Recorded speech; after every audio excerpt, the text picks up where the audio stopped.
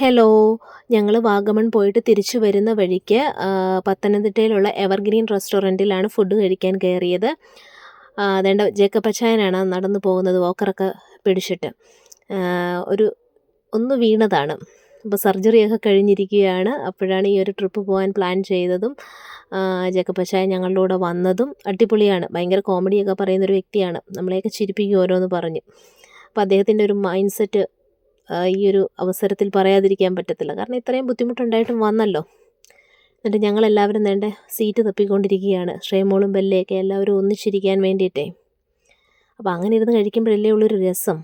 മാറി മാറി ഇരുന്ന് കഴിഞ്ഞാൽ നമുക്ക് ഒരു ഇത് തോന്നത്തില്ലല്ലോ. അപ്പോൾ എല്ലാവരും കൂടെ മാക്സിമം ഒന്നിച്ചിരിക്കാൻ ശ്രമിക്കുകയാണ്.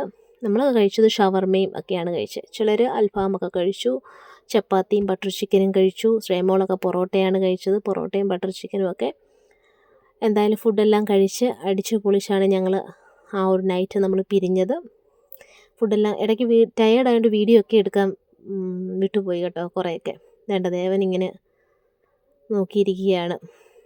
എന്തായാലും അടിപൊളി ഒരു ട്രിപ്പായിരുന്നു.